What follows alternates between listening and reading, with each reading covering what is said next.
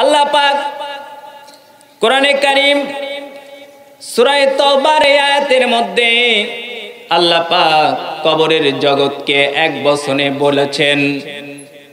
আল্লাহ পাক এই আয়াতের মধ্যে বলেছেন, ওয়ালা তুসাল্লি আলা আহাদিম মিনহুম মাতা আবাদান ওয়ালা তাকুম আলা কবরি। তোমরা ওই ব্যক্তির কবরের পাশে দাঁড়ায়ও না যে শিরিকের উপরে মৃত্যুবরণ করেছে, কারণ শিরিক এমন একটা বড় অপরাধ যেই অপরাধ আল্লাহ পাক কখনোই ক্ষমা করবেন না। আমালিনা من يهده الله فلا مضل له ومن يضلل فلا هادي له ونشهد أن لا إله إلا الله وحده لا شريك له ونشهد أن سيدنا وسندنا وحبيبنا وطبيبنا وطبيب قلوبنا محمد الذي أرسله الله تعالى إلى كافة الناس بشيرا ونذيرا وداعيا إلى الله بإذنه وسراجا منيرا صلى الله تعالى عليه وعلى آله وأصحابه وبارك وسلم تسليما كثيرا كثيرا أما بعد فقد قال الله تعالى في كلامه المجيد وفرقانه الحميد فأعوذ بالله من الشيطان الرجيم بسم الله الرحمن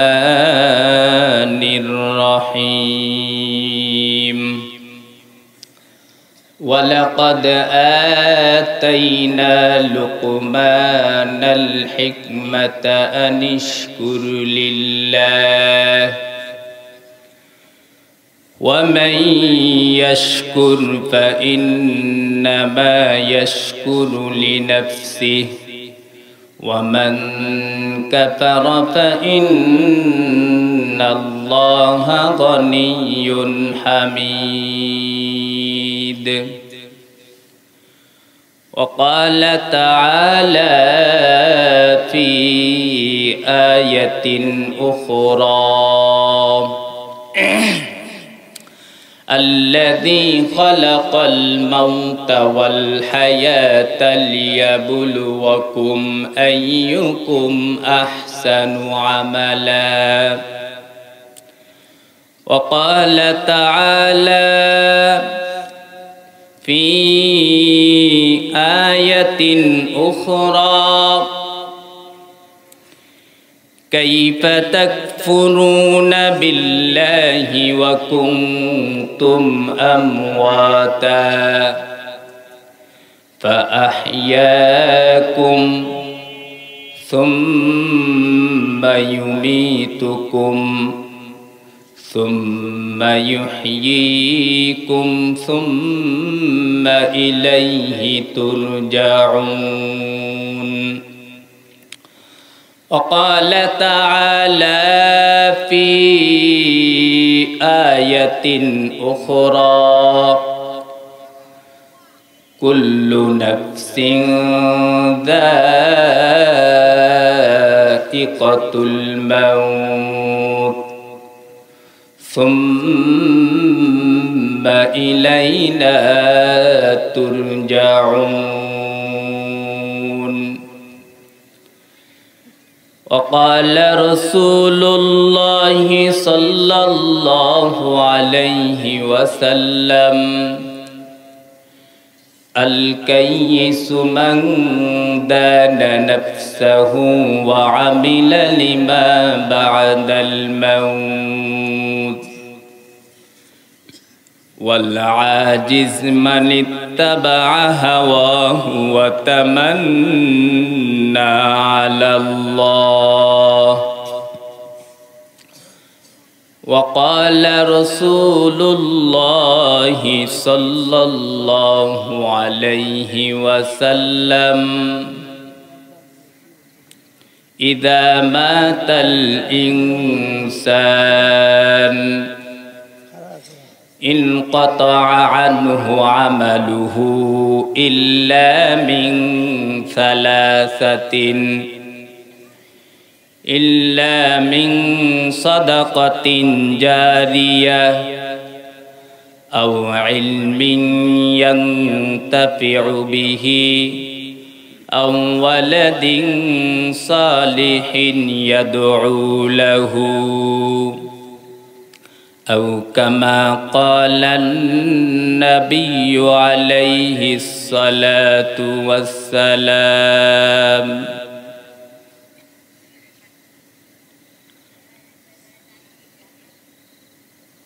তালহারা কবরস্থান উন্নয়ন প্রকল্পে কর্তৃক আয়োজিত একদিনব্যাপী মাহফিলের সর্বশেষ অধিবেশনের সম্মানিত সভাপতি, উপস্থিত হযরত উলামায়ে কিরাম,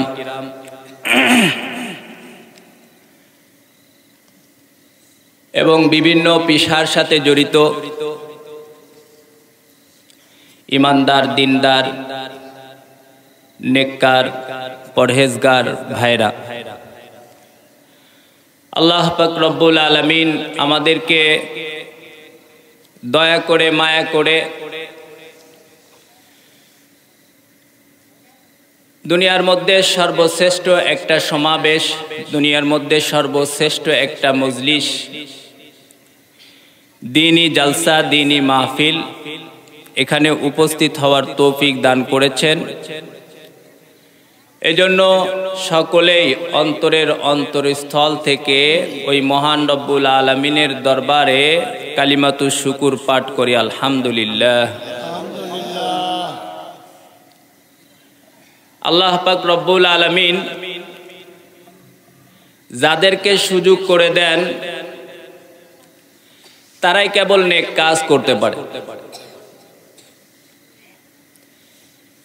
কোনো ব্যক্তি তার শারীরিক শক্তি দিয়ে, তার মেধা দিয়ে, বুদ্ধি দিয়ে কোনো মানুষ নেক কাজ করতে পারে না। কারণ আল্লাহ পাক রব্বুল আলামিন কোরআনে কারিমের এক আয়াতে বলেছেন, মা আসাবাকা মিন হাসানাতিন ফামিনাল্লাহ।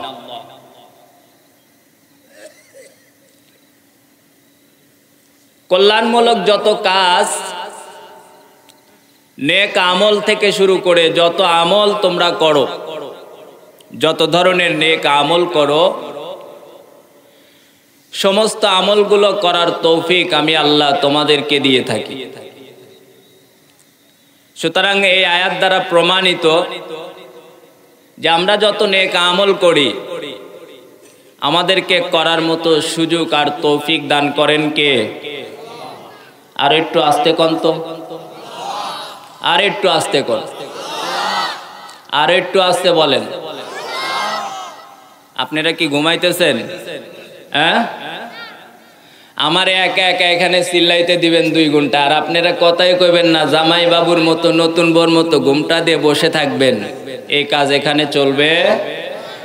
একটু জোরে আল্লাহু আকবারের একটা তাকবীর দেন।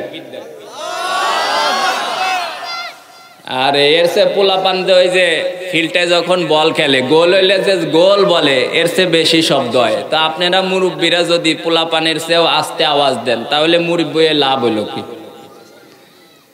একটু জোরে করে বলেন তো, আল্লাহু আকবার।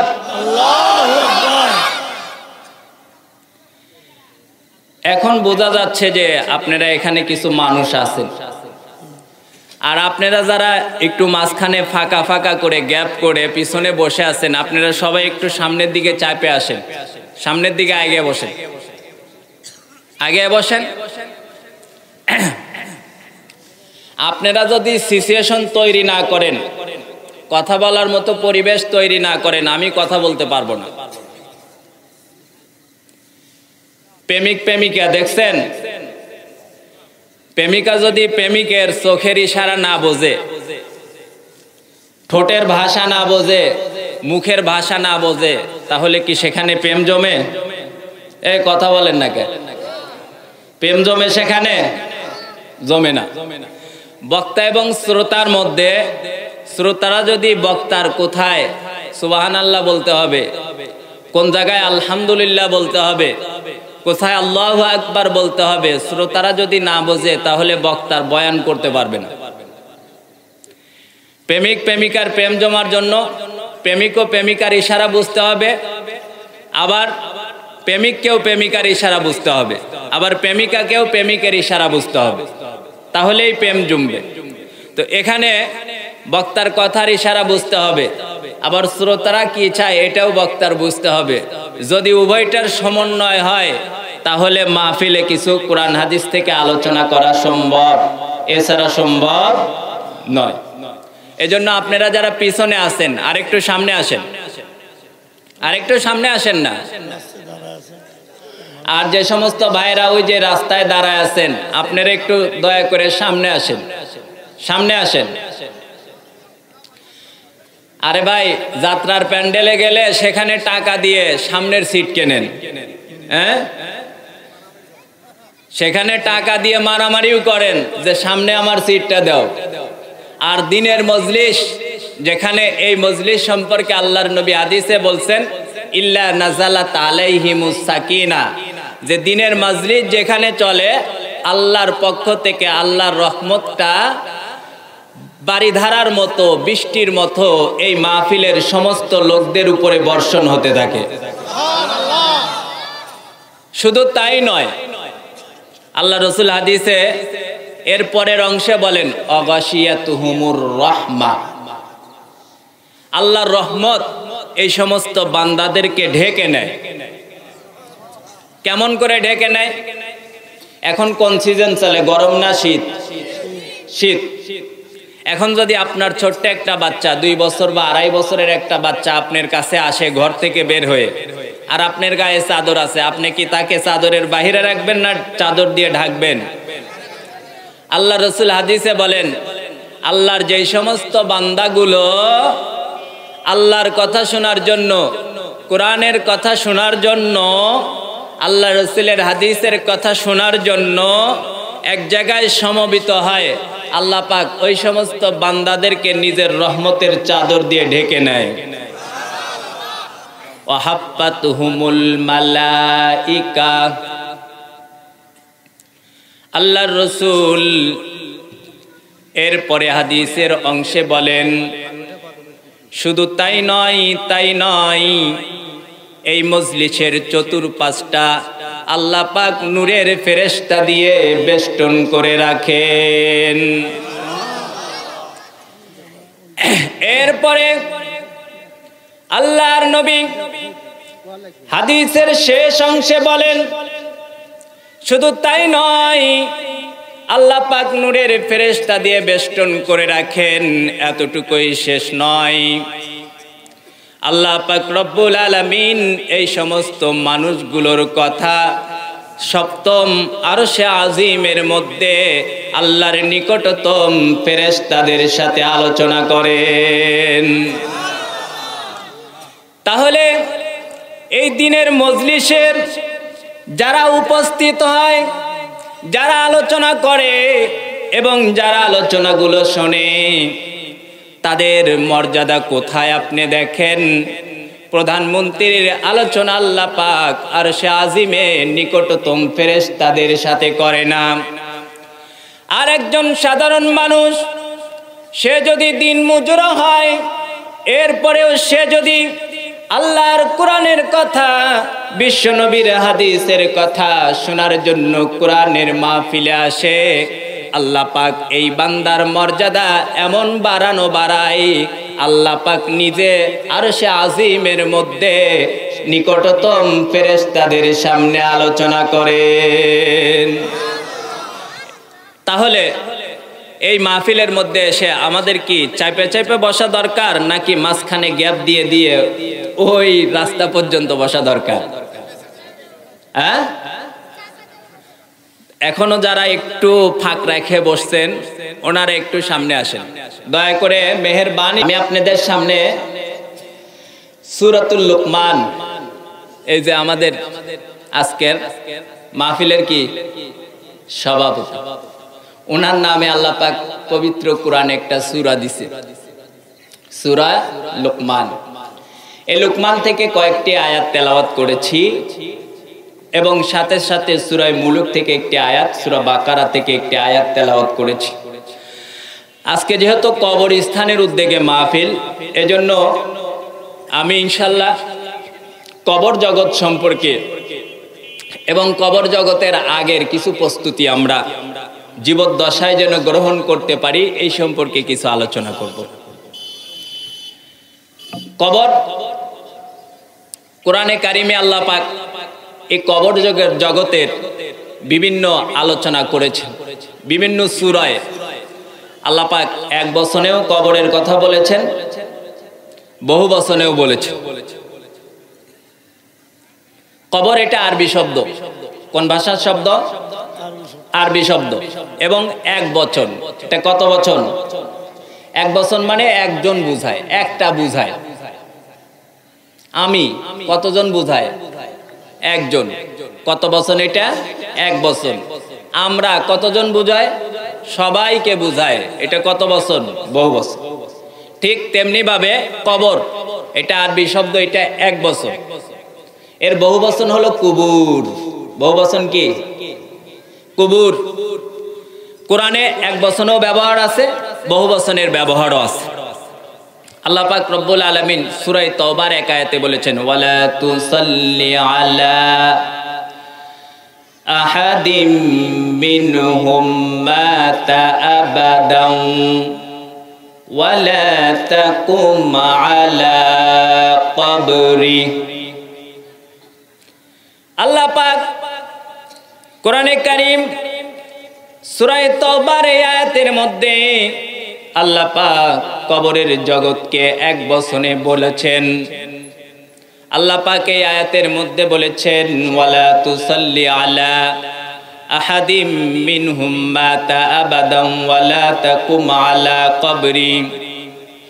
তোমরা ওই ব্যক্তির কবরের পাশে দাঁড়ায়ও না যে শিরিকের উপরে মৃত্যুবরণ করেছে, কারণ শিরিক এমন একটা বড় অপরাধ, যেই অপরাধ আল্লাহ পাক কখনোই ক্ষমা করবেন না। শিরিক সবচেয়ে জঘন্য অপরাধ আল্লাহর নিকটে। এই জন্যই আল্লাহ পাক কোরআনে কারিমে বলেছেন, ইন্নাল্লাহা লা ইয়াগফিরু আন ইউশরাকা বিহি ওয়া ইয়াগফিরু মা দুনা যালিকা লিমান ইয়াশা। আল্লাহ পাক রব্বুল আলামিন কোরআনে কারিমের অন্য আয়াতে ঘোষণা করেছেন, বান্দা তোমার আমল নামায় যত বেশি গুনাহ থাকুক না কেন, আমি আল্লাহর কাছে যদি তুমি 2 ফোঁটা চোখের পানি ফেলে তওবা করো, আমি আল্লাহ পাক তোমার জীবনের গুনাহ মাফ করব। কিন্তু তোমার আমল নামার মধ্যে যদি শিরিক থাকে, যতক্ষণ পর্যন্ত আবার পুনরায় কালেমা পড়বে না, ততক্ষণ পর্যন্ত তোমার এই শিরিকের গুনাহ মাফ হবে না। তাহলে শিরিক কি ছোট গুনাহ না বড় গুনাহ? এমন অপরাধ যে অপরাধকে আল্লাহ পাক ক্ষমা করার ঘোষণা দেন নাই। আল্লাহ বলেছেন, আল্লাহর কোনো বান্দা যদি আল্লাহর সাথে শিরিক করে, তাহলে তাকে এই শিরিক থেকে মুক্ত হওয়ার জন্য আবার পুনরায় কালেমা পড়ে আল্লাহর একত্ববাদের ঘোষণা দিতে হবে। আর যত বড় কবিরা গুনাহ বান্দা করুক না কেন, আল্লাহর কাছে যদি খালেস দিলে তওবা করে, তাহলে আল্লাহ পাক তার জীবনের গুনাহ মাফ করে দিবেন। এইজন্য আল্লাহ বলেছেন, ইয়া আইয়ুহাল্লাযীনা আমানু তুবু ইলাল্লাহি তাওবাতান নাসুহা। আল্লাহ বলেছেন, ও ঈমানদাররা, তোমরা যতই গুনাহ করো না কেন, তোমরা যদি আমি আল্লাহর নিকটে তওবায়ে নাসুহা করো। তওবায়ে নাসুহা কাকে বলে? তাফসীরের কিতাবের মধ্যে মুফাসসিরিনে কিরাম লিখেছেন, তওবায়ে নাসুহা বলা হয় আপনি যে গুনাহ করেছেন, আমি যেই গুনাহ করেছি, এই গুনার জন্য আল্লাহর নিকটে অনুতপ্ত হওয়া, অনুশোচনা করা, ভবিষ্যতে আর গুনাহ করব না, এর জন্য আল্লাহর সাথে প্রমিস করা, আল্লাহ জীবনে যা গুনাহ করেছি আমি আপনার কাছে সমস্ত গুনার জন্য অনুশোচনা করতেছি, আর ভবিষ্যৎ জীবনে আমি গুনাহ করব না, এবং যতদিন বেঁচে থাকি আল্লাহ তুমি আমাকে এই গুনাহ মুক্ত জীবন দান করো। এই 3 কথার সমন্বয়ে আল্লাহর কোনো বান্দা যদি তওবা করে, তার আমল নামায় যত বড় কবিরা গুনাহই থাক না কেন আল্লাহ পাক মাফ করে দিবেন। এই জন্য আল্লাহ বলেছেন, ইয়া আইয়ুহাল্লাযীনা আমানু তুবু ইলাল্লাহি তাওবাতান নাসুহা। আল্লাহ পাক বলেন, আমার কোনো বান্দা শত অপরাধ করার পরেও যদি আমি আল্লাহর দরবারে সে তওবায়ে নাসুহা করে, তাহলে আমি আল্লাহ পাক তার জন্য 2টা ঘোষণা দিচ্ছি, 2টা পুরস্কারের ঘোষণা আমি আল্লাহ দিচ্ছি। 1 নাম্বার, আল্লাহ বলেন, আসা রব্বুকুম আইয়ুকাফিরা আনকুম সাইয়্যাতিকুম ওয়া ইউদখিলাকুম জান্নাতিন তাজরি মিন তাহতিহাল আনহার। আল্লাহ বলেন, 1 নম্বরে যখন ওই বান্দা তওবায়ে নাসুহা করবে, আমি আল্লাহ তার জীবনের গুনাহগুলো মাফ করে দিব। 2 নম্বরে আমি আল্লাহ ওয়াইদুখিলাকুম জান্নাতিন তাজরি মিন তাহতিহাল আনহার, আমি আল্লাহ শুধু তার জীবনের গুনাহ মাফ করব তাই নয়, আমি আল্লাহ আমার ওই বান্দাকে চিরস্থায়ী জান্নাতের মধ্যে আমি দাখিল করব। কিন্তু শিরিকের ব্যাপারে যতক্ষণ পর্যন্ত আপনি কালেমা পড়ে নতুন করে ঈমান না আনবেন, ততক্ষণ আপনার গুনাহ মাফ হবে না। আর শিরিক মুক্ত আমল আল্লাহর নিকটে একমাত্র গ্রহণযোগ্য, যার আমল নামার মধ্যে শিরিক থাকবে, সে যত বেশি আমল করুক না কেন, তার এই আমল আল্লাহ পাক কখনোই অ্যাকসেপ্ট করবেন না, গ্রহণ করবেন না। শিরিক মুক্ত আমল আল্লাহর নিকটে গ্রহণযোগ্য, আর শিরিক মিশ্রিত আমল আল্লাহ পাক ধুলা বালি কোনার মতো উড়িয়ে দিবেন। এজন্য আল্লাহ বলেছেন, ওয়া কাদিমনা ইলা মা আমিলু মিন আমালিন ফাজআলনাহু হাবাআম মানসুরা। আল্লাহ বলেন, যার আমল নামার মধ্যে শিরিক থাকবে তার আমল যত পরিমাণ বেশি হোক না কেন, আমি আল্লাহ পাক কিয়ামতের ময়দানে তার আমলগুলোকে ধুলি বালি কোনার মতো উড়িয়ে দিব। এজন্য শিরিক থাকা যাবে না আমল নামার মধ্যে, আল্লাহর সাথে শিরিক করা যাবে না। আল্লাহ পাক শিরিককে পছন্দ করেন না। কথাটা বুঝে আসছে? এই জন্য এই যে আমি আলোচনা যখন করি, আমার সাথে যদি কেউ আমার কথা শেয়ার করতে চায়, পাশে এসে কথা বলে, আমি এটা পছন্দ করি। শিরিক কেউ পছন্দ করে না, আল্লাহ নিজেও পছন্দ করে না। এই জন্য মক্কার কাফেরেরা যখন আল্লাহর সাথে শিরিক করত, দেবদেবীকে দিয়ে, মূর্তিগুলোকে দিয়ে, আল্লাহ পাক রব্বুল আলামিন একত্ববাদের ঘোষণার মাধ্যমে তাদের শিরিকগুলোকে আল্লাহ পাক অ্যাবাউট করে দিয়েছেন। আল্লাহ পাক একত্ববাদের ঘোষণার মাধ্যমে তাদের শিরিকগুলোকে আল্লাহ পাক প্রত্যাখ্যান করেছেন। মক্কার কাফেরেরা একবার বিশ্বনবী জনাবে মুহাম্মদুর রাসূলুল্লাহ সাল্লাল্লাহু আলাইহি ওয়াসাল্লামের নিকটে এসে বলতেছে, ও মুহাম্মদ, তুমি যেই রবের দাওয়াত দাও, তোমার সেই রব কি করে? তোমার সেই রবের বাবাকে, মাকে, কোন বংশের ছেলে? তোমার রব কি দিয়ে তৈরি? স্বর্ণ দিয়ে তৈরি না রূপা দিয়ে তৈরি? তারা কতজন? এই জাতীয় প্রশ্ন নিয়ে আল্লাহর নবীর দরবারে এসেছে। আল্লাহর নবী উত্তর দিবেন, কিন্তু নবীর কাছে তো উত্তর জানা নেই। এই জন্য আল্লাহ পাক রব্বুল আলামিন এই মক্কার কাফেরদের এই প্রশ্নের অ্যান্সার দেওয়ার জন্য, মক্কার কাফেরদের এই কোশ্চেনের অ্যান্সার দেওয়ার জন্য, এই প্রশ্নের উত্তর দেওয়ার জন্য আল্লাহ পাক সূরা ইখলাস নাজিল করে দিলেন। আল্লাহর নবীকে বললেন, ও নবী, আপনি ওই সমস্ত কাফেরদেরকে বলে দিন যারা আপনাকে বলে তোমাদের আল্লাহ কতজন, তোমার আল্লাহ কোন বংশের ছেলে, তার পিতামাতাকে, তার দাদা দাদিকে সে কি দিয়ে তৈরি, তাদেরকে আপনি তাদের এই প্রশ্নের উত্তরে বলে দিন, কুল হুয়াল্লাহু আহাদ। পারেন না কে কে এই সূরা? হাত উঠান তো। আহারে, বুঝতে পারেন, বাড়ির কাছের সূরা এরপরেও পারেন না? হ্যাঁ, বুঝতে পারেন, বাড়ির কাছের সূরা মানে বোঝেন তো? হ্যাঁ, এগুলো একবারে আমাদের যারা আলিফ বা তাসাও ঠিক মতো কইতে জানে না, পড়তে পারে না, ওনাদেরকেও যদি বলেন এই সূরা ইখলাস বলো তো, কুল আল্লাহু আহাদ, তাও বলে। পারে কি পারে না? এই সূরা পারেন না কে কে? হাত উঠান। পারেন কে কে? হাত উঠান তো। সবাই পারেন? আচ্ছা, হাত নাম।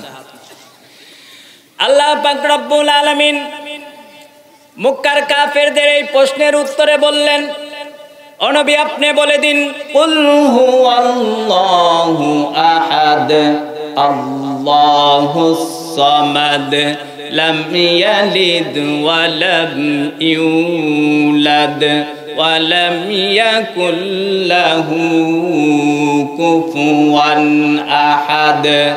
ও নবী, আপনি বলে দিন, আল্লাহ ইজ ওয়ান, আল্লাহ হলো এক, আল্লাহর সাথে কোনো অংশীদার নাই।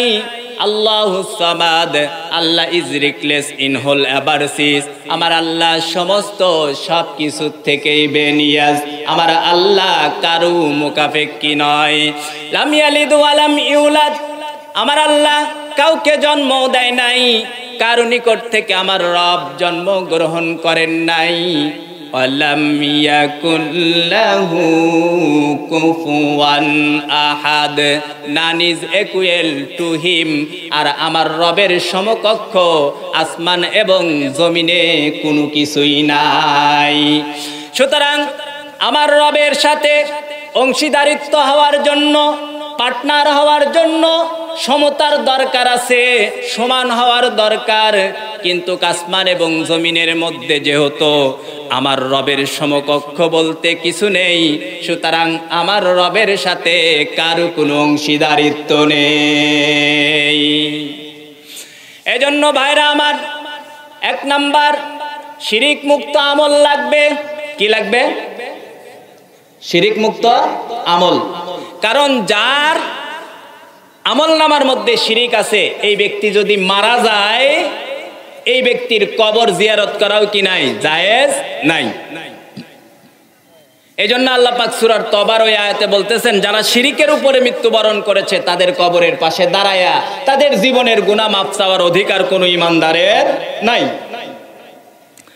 আল্লাহ পাক কথাটাকে আরো ক্লিয়ার করে বলেছেন, মা কানা লিন-নাবিয়্যি ওয়াল্লাযীনা আমানু আইয়াস্তাগফিরু লিল মুশরিকিন। আল্লাহ পাক রব্বুল আলামিন কথাটাকে আরো ক্লিয়ার করে বলেছেন, কোন ঈমানদার, কোন নবী, কোন রাসূলের জন্য জায়েজ নাই, কোন ব্যক্তি যদি শিরিকের উপরে মারা যায় তাহলে তার জীবনের গুনাহ মাফ চাওয়ার জন্য তার কবরের পাশে দাঁড়িয়ে আল্লাহর দরবারে হাত তুলে তার জীবনের গুনাহ মাফ চাইবে, এটা কোন ঈমানদার, কোন নবী, কোন রাসূলের জন্য জায়েজ নাই। উদাহরণ দিলে বুঝবেন, আমাদের জাতির পিতাকে, কথা বলেন না কেন? আমি বলছি না এস নো সক্কা ভেরি গুড, কোথায় কোনটা বলতে হবে, থ্যাংক ইউ, এগুলো আপনারা বলবেন, আমারটা আমি বলবো। আপনাদেরকে কোনো প্রশ্ন করলে সাথে সাথে উত্তর বলবেন, আর না বললে বলবেন জানি না। মুসলমানদের জাতির পিতাকে আরো আস্তে কোন, যদি কয় আরো আস্তে কোন একটু জোরে কয়, আবার কতগুলো বসে থাকে আমনি করে, বেদাম আছে না, বেদাম আসছে নেন, আপনারা কি বলেন? হ্যাঁ, ওই জালে বাইজে এমনি করে থাকে, তো কয় এই বেদা, তোর না শরীরে অনেক শক্তি, এই ছোট্ট চিকন জালি তুই ছিঁড়তে পারস না? আরে আমি তো জাল এরকম না, এর সে মোটাটা দিলেও ছিঁড়তে পারি, কিন্তু যখন আমি বল প্রয়োগ করতে যাই, শক্তি প্রয়োগ করতে যাই, তখন আমার হাসি পায়, তখন আর এর চিকন জালও আমি ছিঁড়তে পারি না, তখন আমি এমনি করে থাকি। বেদা মাছের মতো হা করে বসে থাকেন কেন? কথা বলেন। মুসলমানদের জাতির পিতাকে আরো জোরে বলেন তো। আল্লাহ পাক রব্বুল আলামিন বলেন, মিল্লাতা আবিকুম ইব্রাহিম হুয়া সাম্মাকুমুল মুসলিমিন। আল্লাহ পাক বলেন, পৃথিবীতে যত জাতি আছে এর মধ্যে মুসলমানরা একটা জাতি, আর এই মুসলমান জাতির পিতা হলো হযরত ইব্রাহিম। এই হযরত ইব্রাহিম আলাইহিস সালাতু ওয়াস সালামের নাম তো অবশ্যই আপনারা শুনছেন, শোনেন নাই? হ্যাঁ, কথা বলেন না কে, জোরে বলেন, শোনেন নাই? ওনার পিতা কি ছিল? মূর্তি পূজক ছিল, মূর্তির পূজা করত। ওনার বাড়ি ছিল ইরাকে। তো পিতাকে উনি একত্ববাদের দাওয়াত দিচ্ছে, আল্লাহর একত্ববাদ, তাওহীদের দাওয়াত দেয়। ওনার বাবা তো 33 কোটি খোদায় বিশ্বাসী, যারা দেবদেবীর পূজা করে ওনারা 33 কোটি খোদায় বিশ্বাসী, আর আমরা কত কত? এক আল্লাহয় বিশ্বাসী। আর ওনারা 33 কোটি খোদা, 33 কোটি দেবতায় বিশ্বাসী। তো ইব্রাহিম আলাইহিস সালাতু ওয়াস সালাম ওনার পিতাকে দাওয়াত দেয় যে আপনি এসব 33 কোটি দেবতা রাখেন, এক আল্লাহর ইবাদত করেন। তো হযরত ইব্রাহিম আলাইহিস সালাম যখন এই কথা বলছে, ওনার পিতা বলতেছে যে তুমি যদি আমাকে একত্ববাদের দাওয়াত দেওয়ার থেকে বিরত না হও, তাহলে আমি তোমাকে পাথরের আঘাত করে তোমাকে কি করব? মেরে ফেলব। লা ইল্লাম তানতাহি লা আরজুমান্নাকা ওয়াহজুরনি মালিয়া, কোরআনে আল্লাহ পাক ঘটনা বলছে। হযরত ইব্রাহিম আলাইহিস সালাম বললেন, আব্বা আপনি যে 33 কোটি দেবতায় বিশ্বাসী, আপনি আপনার এই 33 কোটি দেবতায় বিশ্বাস ছেড়ে দেন, আপনি এক আল্লাহর উপরে ঈমান আনেন, লা ইলাহা ইল্লাল্লাহ, এক আল্লাহকে আপনি রব হিসেবে মেনে নেন, আপনি এক আল্লাহকে রব হিসেবে মেনে নেন। হযরত ইব্রাহিম আলাইহিস সালাম যখন তার বাবাকে একত্ববাদের দাওয়াত দিয়েছে, তার বাবা হযরত ইব্রাহিম আলাইহিস সালামকে বলে, তুমি যদি তোমার একত্ববাদের রবের দাওয়াত দেওয়া বন্ধ না করো, তাহলে অবশ্যই আমি তোমাকে পাথরের আঘাত করে দুনিয়া থেকে বিদায় করে দিব। হযরত ইব্রাহিম আলাইহিস সালাম তখন বললেন, আলা সালামুন আলাইক, আপনি যেরকম আমার একত্ববাদের দাওয়াত গ্রহণ করতেছেন না, আমিও কিন্তু আপনার 33 খোদায় বিশ্বাসী।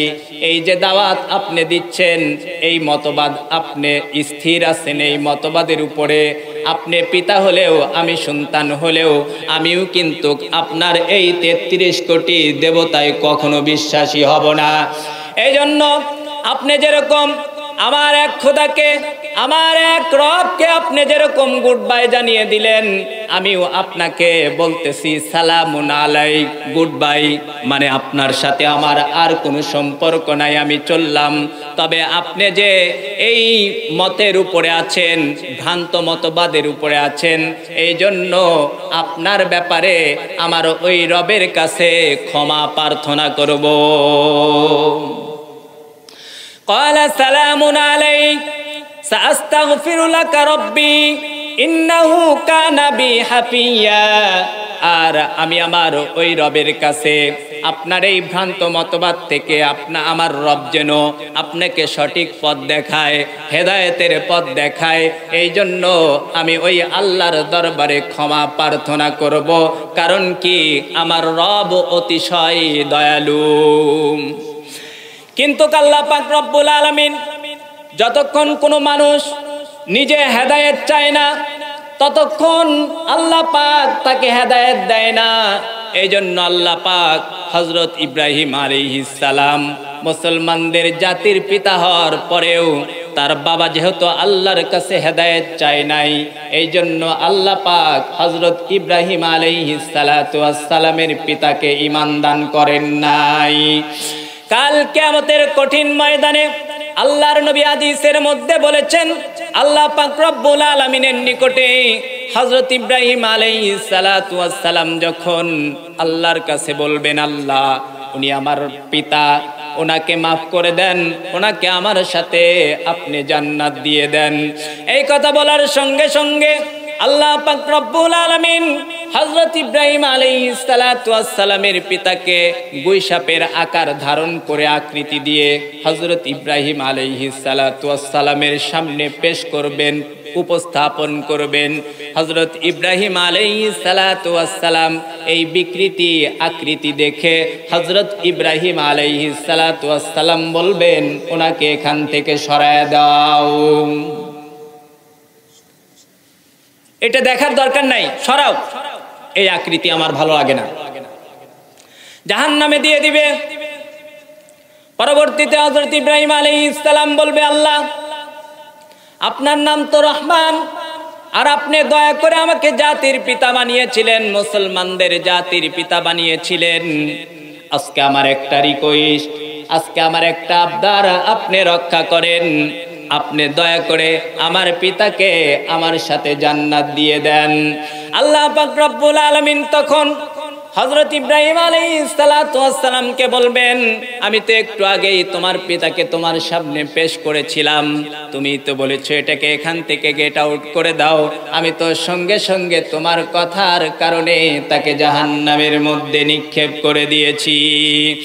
কারণ আল্লাহ পাক রব্বুল আলামিন বলেন, কোন মুশরিক, কোন কাফের যখন দুনিয়া থেকে মুশরিক অবস্থায় মারা যায়, সে যদি দুনিয়ার সব কিছু স্বর্ণ, যদি দুনিয়া ভর্তি স্বর্ণ আমি আল্লাহর কাছে মুক্তিপণ হিসেবে দিয়ে দেয়, আমি আল্লাহ তার এই মুক্তিপণ গ্রহণ করব না, তার জন্য চিরস্থায়ী জাহান্নাম ওয়াজিব করে দেই।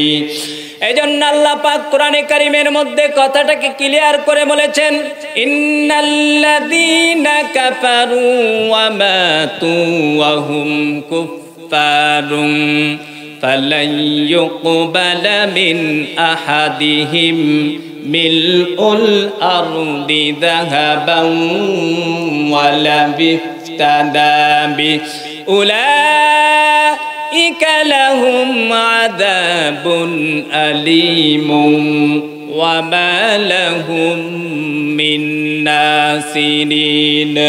আল্লাহ পাক বলেন, কোন কাফের কোন মুশরিক যখন কাফের আর মুশরিক অবস্থায় মৃত্যুবরণ করে, আর তাদের জন্য আমি আল্লাহর পক্ষ থেকে জাহান্নাম অবধারিত করে দেই।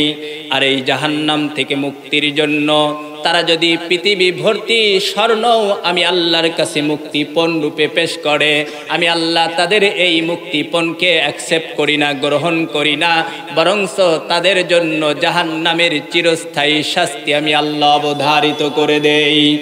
এজন্য ভাইরা আমার, আমল যাই করেন শিরিক মুক্ত হতে হবে। আর লুকমানে হাকিমকে আল্লাহ পাক রব্বুল আলামিন জ্ঞান দান করেছিলেন। আল্লাহ পাক বলেছিলেন, ওয়ালাকাদ আতাইনা লুকমানাল হিকমাতা আনিশকুর লিল্লাহ। আল্লাহ পাক রব্বুল আলামিন এই আয়াতে বলেছেন, আমি লুকমানে হাকিমকে জ্ঞান দান করেছি, হিকমত দান করেছি। তাফসীর ইবনে কাসিরের মধ্যে আল্লামা ইমাম ইবনে কাসির রাহমাতুল্লাহি আলাইহি, যিনি বিশ্ববিখ্যাত মুফাসসির ছিলেন, ওনার বিশ্ববিখ্যাত তাফসীর গ্রন্থ তাফসীর ইবনে কাসিরের মধ্যে হিকমত শব্দের 3টা ব্যাখ্যা লিখেছেন। 1 নাম্বার ব্যাখ্যা লিখেছেন, আল্লাহ পাক লুকমানে হাকিমকে ওই যুগের ইসলামী শরীয়তের জ্ঞান দান করেছিলেন। 2 নাম্বার ব্যাখ্যা লিখেছেন, জ্ঞান দান করেছিলেন। 3 নাম্বার ব্যাখ্যা লিখেছেন, যে কোনো বিষয়ের তিনি ভালো ব্যাখ্যা দিতে পারতেন। একটা হলো ইসলামী জ্ঞান, আর একটা হলো জ্ঞান, আর একটা হলো যে কোনো জিনিসের ব্যাখ্যার জ্ঞান দান করেছেন। কয়টা ব্যাখ্যা লিখেছেন? 3টা। ওয়ালাকাদ আতাইনা লুকমানাল হিকমাতা আনিশকুর লিল্লাহ। আপনি যদি তাফসীর ইবনে কাসিরের ব্যাখ্যা করেন তাহলে 3টা ব্যাখ্যা হয়ে যাবে। আমি লুকমানে হাকিমকে ওই যুগের শরীয়ত সম্পর্কে জ্ঞান দান করেছিলাম। ওই যুগের শরীয়তের মধ্যে যে ইসলামের জ্ঞান ছিল, সেই জ্ঞান আমি আল্লাহ লুকমানে হাকিমকে দান করেছিলাম। 2 নাম্বার ব্যাখ্যা, আমি লুকমানে হাকিমকে জ্ঞান দান করেছিলাম। 3 নাম্বার ব্যাখ্যা, যে কোনো বিষয়ের ব্যাখ্যার জ্ঞান আমি আল্লাহ পাক লুকমানে হাকিমকে দান করেছিলাম। আর আল্লাহ প্রদত্ত কোনো জ্ঞান হোক, আল্লাহ প্রদত্ত যে কোনো বস্তু যখন আল্লাহ পাক কোনো বান্দাকে দান করেন, ওই বান্দার উচিত হলো আল্লাহ তাআলার শুকরিয়া আদায় করা। যেমন আপনাকে কেউ যদি 1 কাপ চা খাওয়ায়, আপনি তার প্রশংসা একবার চাষটালে বসে করেন, বাড়িতে গেলে করেন, নন্দীগ্রাম বাজারে গেলে করেন, বগুড়া গেলে তাও করেন। করেন কি করেন না? তা আল্লাহ পাক রব্বুল আলামিন যখন কোনো বান্দাকে বিশেষ কোনো জ্ঞান দান করেন, কোনো বান্দাকে বিশেষ কোনো নিয়ামত দান করেন, ওই বান্দার জন্য উচিত হলো আল্লাহর কৃতজ্ঞতা প্রকাশ করা। এই জন্য আল্লাহ পাক রব্বুল আলামিন বলেন, লা ইন শাকারতুম লা আযীদান্নাকুম ওয়া লা ইন কাফারতুম ইন্না আযাবি লাশাদীদ।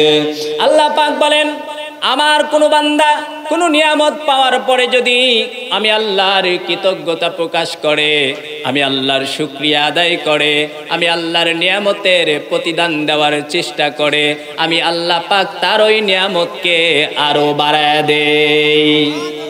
শুকরে নিয়ামত নিয়ামতে আফজু কোনাদ, শুকরে নিয়ামত নিয়ামতে আফজু কোনাদ, কুফরে নিয়ামত নিয়ামতে আজবেরু কোনাদ। একজন কবি বলেন, কোন বান্দা যখন আল্লাহ প্রদত্ত নিয়ামত পাওয়ার পরে আল্লাহর কৃতজ্ঞতা আদায় করতে থাকে, আল্লাহর ওই নিয়ামতের শুকরিয়া আদায় করতে থাকে, আল্লাহ পাক তার নিয়ামতকে আরো বাড়ায়া দেন। যেহেতু আল্লাহ পাক রব্বুল আলামিন লুকমানে হাকিমকে জ্ঞান দান করেছেন, এই জন্য আল্লাহ নিজেই বলতেছেন, ও লুকমান, তোমাকে যেহেতু আমি তোমার যুগের ইসলামী শরীয়ত সম্পর্কে জ্ঞান দান করেছি, আবার সাধারণ জ্ঞান দান করেছি, এবং তোমাকে যে কোনো বিষয়ের ব্যাখ্যার জ্ঞান আমি আল্লাহ দান করেছি। এই জন্য তুমি আমি আল্লাহর শুকরিয়া আদায় করো।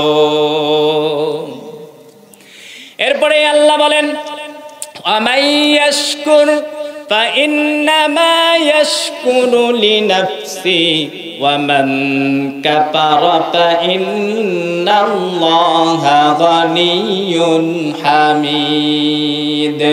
আল্লাহ বলেন, কোন বান্দা যখন নিয়ামত পাওয়ার পরে শুকরিয়া আদায় করে, সেই ব্যক্তির শুকরিয়া আদায় করার দ্বারা কেবলমাত্র তারই লাভ হয়, আমি আল্লাহর কোনো লাভ হয় না, লস হয় না।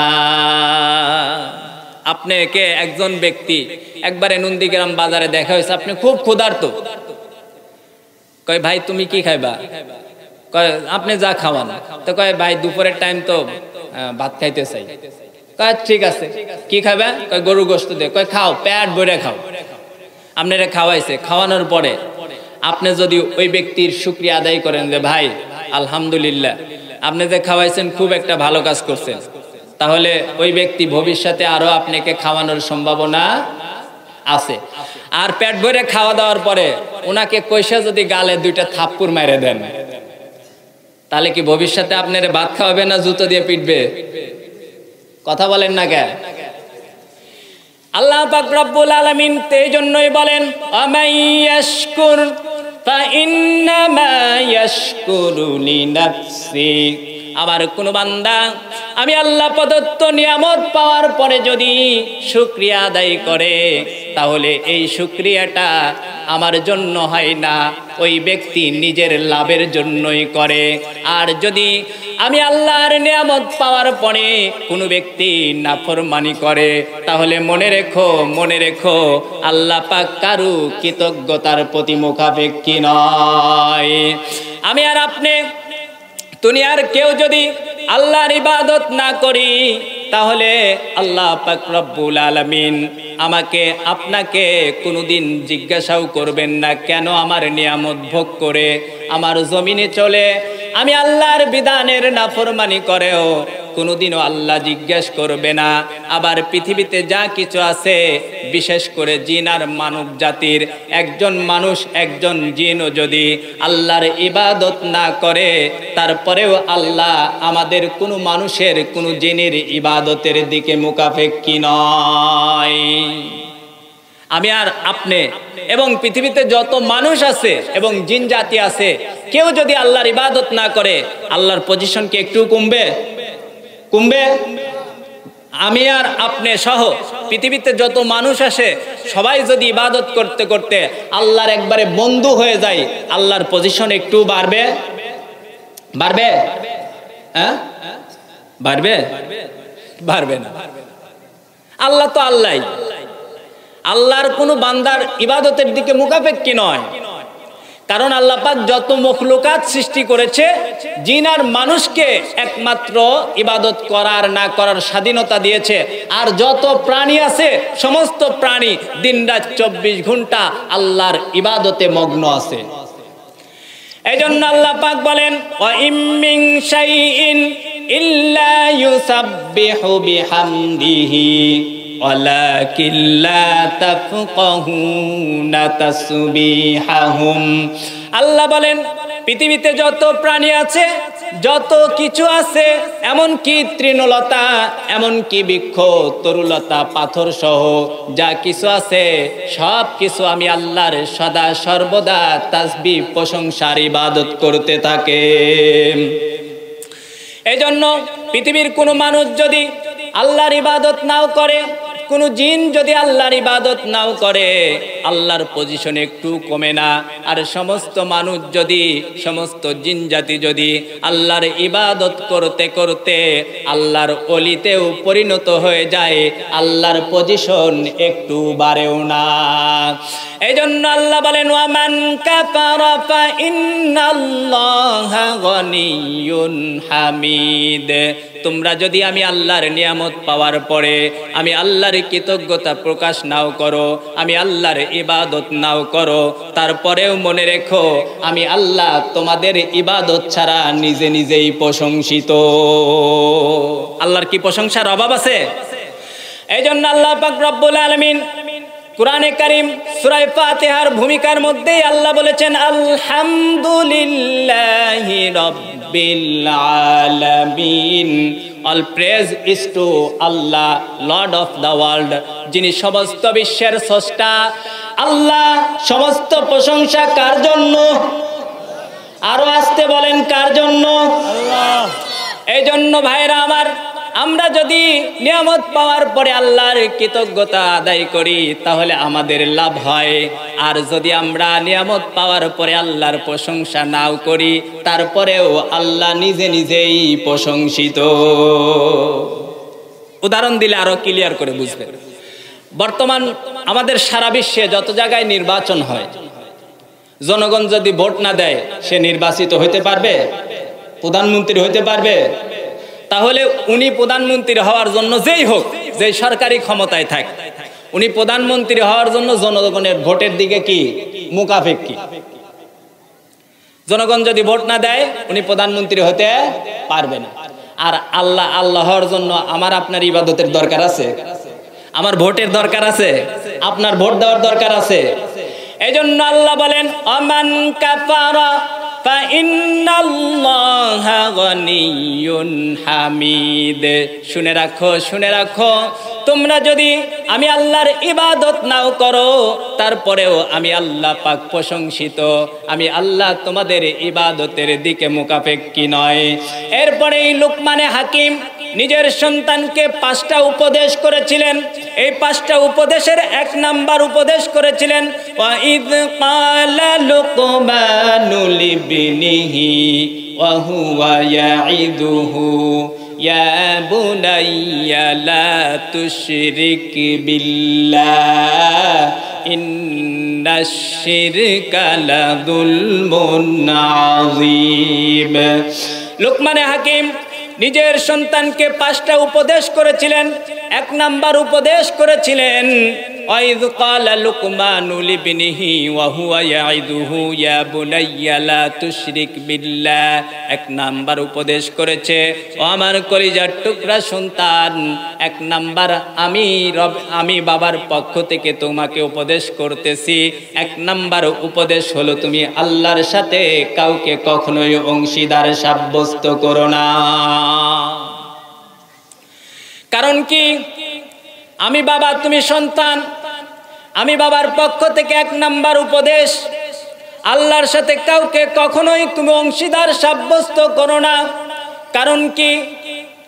ইন্নাশ শিরকা লাযুলমুন আযীম। কারণ হলো অংশীদার সাব্যস্ত করা এটা মারাত্মক অপরাধ। কেমন অপরাধ? আল্লাহ পাক রব্বুল আলামিন অন্যান্য আয়াতে বলেছেন যে যারা শিরিক যুক্ত আমল করবে, শিরিক মিশ্রিত আমল করবে, তাদের আমল আমি আল্লাহ গ্রহণ করব না। আবার যারা শিরিক অবস্থায় মারা যাবে তাদেরকে চিরস্থায়ী জাহান্নামী করে দিব। এই জন্য লুকমানে হাকিম নিজের কলিজার টুকরা সন্তানকে উপদেশ করতেছে যে তুমি শিরিক করো না। কারণ শিরিক এমন বড় অপরাধ যেই অপরাধ আল্লাহ পাক ক্ষমা করবেন না। আমরা কি আমাদের সন্তানদেরকে এইসব উপদেশ করি? বরঞ্চ আমাদের মুসলমানদের মধ্যে 1 শ্রেণীর মানুষ আছে, 1 শ্রেণীর মুসলমান আসে, নিজেও শিরিক করে, নিজের পরিবারের অন্যদেরকে শিরিক করার জন্য দাওয়াত দেয়। আছে না নাই? কবর দেখলেই যায়া কয় সিজদা মারে।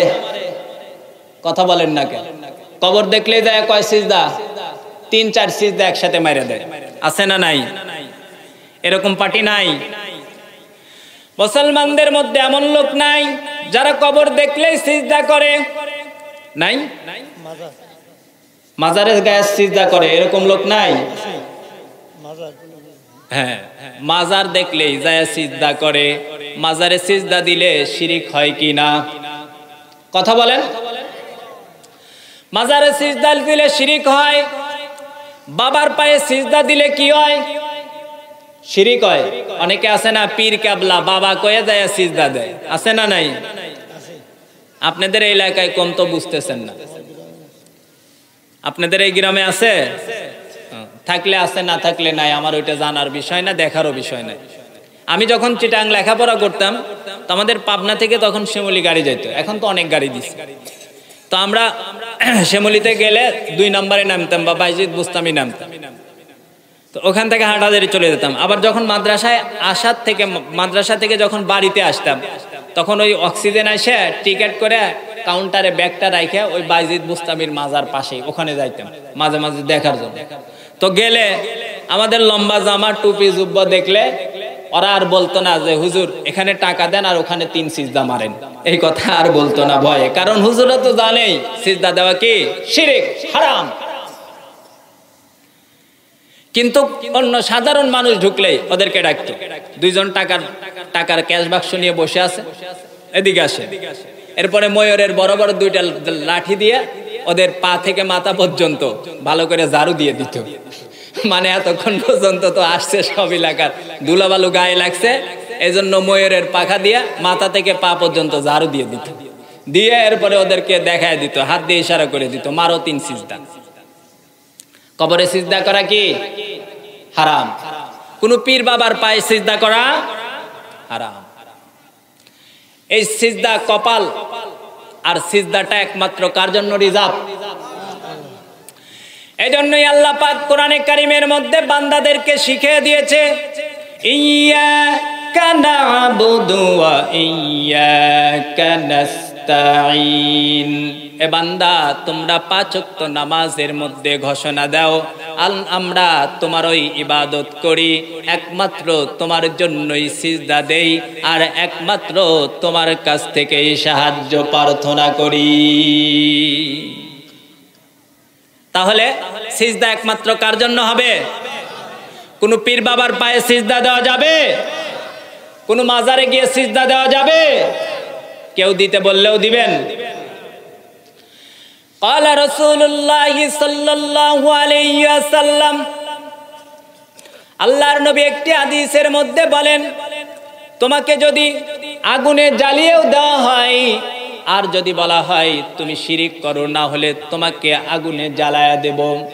আল্লাহর নবী হাদিসের মধ্যে বলেন, খবরদার খবরদার, এরপরেও তুমি শিরিক করো না, কারণ তোমাকে যদি আগুন দিয়ে জ্বালিয়ে দেয়, একত্ববাদের উপরে তুমি অটল থাকার কারণে তোমার মৃত্যুর সঙ্গে সঙ্গে তুমি শহীদ হয়ে জান্নাতে চলে যাবে। আর যদি নিজের জীবন বাঁচানোর ভয়ে তুমি শিরিক করো আর এই শিরিক অবস্থায় যদি তোমার মৃত্যু এসে যায়, তাহলে তুমি চিরস্থায়ী জাহান্নামী হয়ে যাও। হুয়াস সামিউল বাসীর। যদি বাংলাটাও খুলে পড়ার সুযোগ হয়, এই আয়াতের ব্যাখ্যায় আল্লামা ইমাম ইবনে কাসির রাহমাতুল্লাহি আলাইহি তার বিশ্ববিখ্যাত তাফসীর গ্রন্থ তাফসীর ইবনে কাসিরের মধ্যে একটি হাদিস এনেছে। আল্লাহর নবী বিশ্বনবী জনাবে মুহাম্মদুর রাসূলুল্লাহ সাল্লাল্লাহু আলাইহি ওয়াসাল্লাম হাদিসের মধ্যে বলেছেন, জাহান্নামের আগুনটা হচ্ছে কালো। জাহান্নামের আগুনকে প্রথমে আল্লাহ পাক ফেরেশতাদের মাধ্যমে 1000 বছর জ্বালিয়ে তারপরে আল্লাহ পাক রব্বুল আলামিন ফেরেশতাদেরকে জিজ্ঞাসা করছে আগুনের কালার কি হয়েছে। তখন ফেরেশতারা আল্লাহকে উত্তর করেছে, আল্লাহ আগুনের কালার লাল হয়েছে। বলতেছে এই কালার হবে না, আরো জ্বালাও। এরপরে ফেরেশতারা আরো 1000 বছর জ্বালাইছে। জ্বালানোর পরে আল্লাহর কাছে বলছে, আল্লাহ আরো 1000 বছর জ্বালাইছি। আল্লাহ পাক রব্বুল আলামিন ফেরেশতাদেরকে প্রশ্ন করলেন তখন যে এখন কালার কি হয়েছে। ফেরেশতারা আল্লাহর কাছে উত্তর করলেন, আল্লাহ এখন আগুনের কালার সাদা হয়েছে। আল্লাহ বলছে এরকম তাপের আগুন দিয়েও নাফরমানদেরকে জ্বালাইলে হবে না, আরো প্রখর তীব্র আগুনের তাপ লাগবে, আরো জ্বালাও। এরপরে ফেরেশতারা আরো 1000 বছর জ্বালাইছে। আর 1000 বছর জ্বালানোর পরে আগুনের কালার যখন কালো হয়ে গেছে, আল্লাহ পাক রব্বুল আলামিনকে ফেরেশতারা বলে, আল্লাহ এইবার আগুনের কালার কিন্তু কালো হয়ে গেছে। আল্লাহ আল্লাহ পাক রব্বুল আলামিন বললেন ঠিক আছে এবার চলবে, কারণ 3000 বছর জ্বালানোর পরে, প্রথম 1000 বছর জ্বালানোর পরে আগুনের কালার হয়েছে লাল, আরো 1000 বছর জ্বালানোর পরে আগুনের কালার হয়েছে সাদা, আর 1000 বছর জ্বালানোর পরে আগুনের কালার হয়েছে কালো। দুনিয়ার আগুনের মধ্যে কোনো কিছু পড়লে দেখা যায় জাহান্নামের আগুনটা এত কালো হবে তার মধ্যে কোনো কিছু পড়লে দেখা যাবে না। এজন্য ভাইরা আমার খুব সাবধান, খুব সাবধান। আপনাকে যদি কেউ শিরিক করতে বলে, আর যদি বলে তুমি যদি শিরিক না করো তাহলে তোমাকে আগুন দিয়ে জ্বালিয়ে পুড়িয়ে তোমাকে দুনিয়া থেকে বিদায় করে দিব, আপনি বলবেন ঠিক আছে দুনিয়ার আগুন দিয়ে 1 মিনিটে আমাকে জ্বালাও, অসুবিধা নাই, কিন্তু আমি জাহান্নামের সেই কালো আগুনের যন্ত্রণা থেকে, জ্বালানো থেকে চিরস্থায়ীভাবে মুক্তি পেয়ে যাব। আর তুমি যদি দুনিয়ার আগুন থেকে বাঁচার জন্য, নিজের জীবনকে বাঁচানোর জন্য যদি তুমি তার কথাকে মেনে নাও, আর যদি তুমি এই অবস্থায় মারা যাও, তুমি শিরিকের উপরে তোমার মৃত্যু হয়ে যাবে, জাহান্নামের ওই কালো আগুন দিয়ে তোমাকে জ্বালানো হবে। দুনিয়ার আগুন আর জাহান্নামের আগুনের মধ্যে পার্থক্য কি? দুনিয়ার আগুন যদি আমার আপনার হাতের আঙ্গুলিতে লাগে তাহলে শুধু আঙ্গুলিতেই সেক লাগে, অন্য কোথায়ও লাগে না।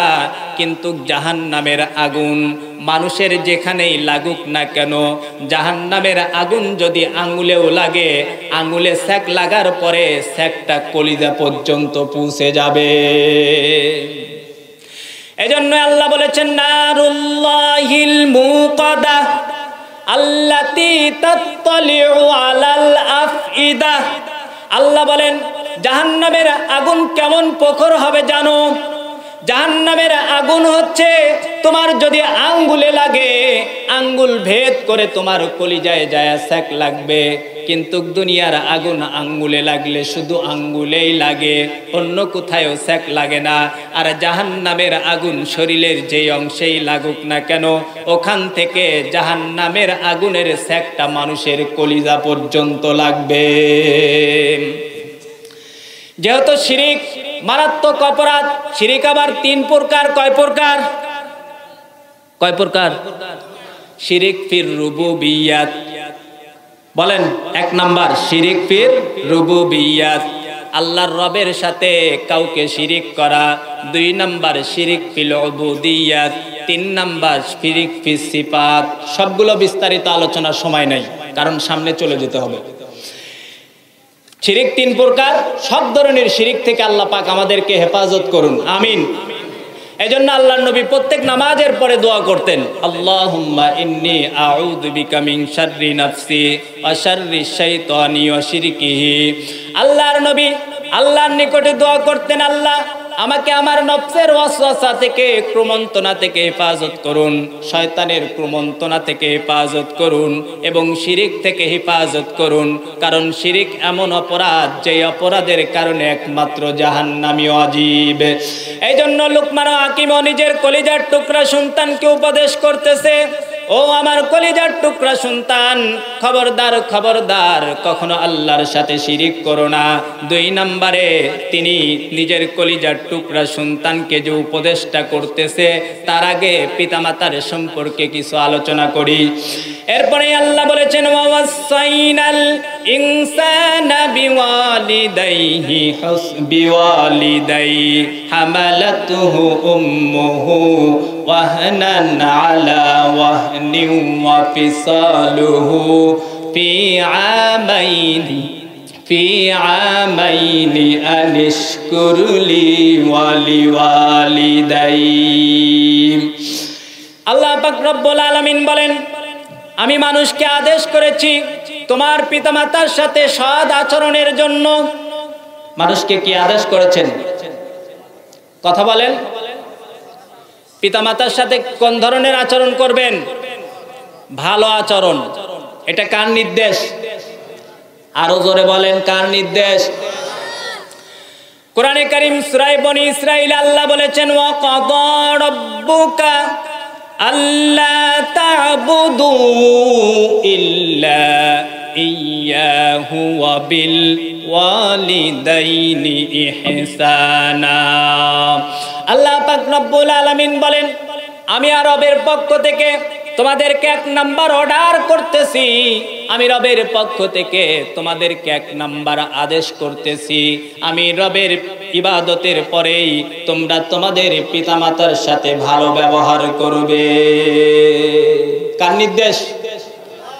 আরো আস্তে বলেন, কার নির্দেশ? পিতামাতার সাথে ভালো ব্যবহার করার নির্দেশ কার? কোন সন্তান যদি দুনিয়াতে পিতামাতার সাথে খারাপ আচরণ করে, আল্লাহর নবী হাদিসের মধ্যে বলেন তার জন্য জাহান্নাম ওয়াজিব। তার জন্য কোন ঠিকানা? কোথায় কোথায়? ক্বালা রাসূলুল্লাহি সাল্লাল্লাহু আলাইহি ওয়াসাল্লাম সালাসাতুন কদ হারামাল্লাহু আলাইহিল জান্নাহ। আল্লাহর নবী হাদিসের মধ্যে বলেছেন, তিন শ্রেণীর মানুষের জন্য জান্নাত হারাম। কয় শ্রেণীর? কি হারাম? জান্নাত হারাম। এক নাম্বার আল মুদমিনুল খামার, এক নাম্বার যারা বাবা খায়, গাঁজা খায়, ফেন্সিডিল খায়, হিরোইন খায়, মদ খায়। আর এই মদ খাওয়া অবস্থায়, গাঁজা খাওয়া অবস্থায়, ফেন্সিডিল খাওয়া অবস্থায় যদি তার মৃত্যু এসে যায়, ওই সময় তার ইমানের মৃত্যু হবে না। কারণ প্রত্যেকটা নেশা জাতীয় দ্রব্যের মধ্যে দুর্গন্ধ আছে, আর ওই দুর্গন্ধ অবস্থায় আল্লাহর কোন রহমতের ফেরেশতা তার জানটা নেওয়ার জন্য আসে না, জাহান্নামের ফেরেশতারা জানটা নেওয়ার জন্য আসে। আর যার জানটা জাহান্নামের ফেরেশতারা নিতে আসে, তার মৃত্যুর সময় কালেমা নসিব হয় না। দুই নম্বরে আল্লাহর নবী বলেন, ওয়ালাদ, পিতামাতার নাফরমান সন্তান, অন্যায়ভাবে যেই সমস্ত সন্তানগুলো পিতামাতাকে কষ্ট দিবে, আল্লাহর নবী হাদিসের মধ্যে বলেছেন তাদের জন্য জাহান্নাম ওয়াজিব। কারণ ওই ব্যক্তিরও মৃত্যুর সময় কালেমা নসিব হবে না। আর যার মৃত্যুর সময় কালেমা নসিব হবে না, আল্লাহর শপথ করে বলতেছি, এক সেকেন্ডের জন্যও আল্লাহর জান্নাতে যেতে পারবে না। এজন্যই আল্লাহ বলেছেন, ওয়াকাদা রাব্বুকা আল্লা তা'বুদু ইল্লা ইয়্যাহু ওয়া বিল ওয়ালিদাইনি ইহসানা। ও দুনিয়ার মানুষেরা শুনে রাখো, শুনে রাখো, আমি আল্লাহ তোমাদের পিতামাতার কেমন মর্যাদা দিয়েছি। আমি আল্লাহ এক নম্বরে আমার ইবাদতের আদেশ করেছি, আর দুই নম্বরে তোমার পিতামাতার সাথে তোমাদেরকে ভালো ব্যবহারের নির্দেশ করেছি। সুতরাং যেই সমস্ত ভাইদের পিতামাতা জীবিত আছে, খবরদার খবরদার পিতামাতাকে কষ্ট দিবেন না।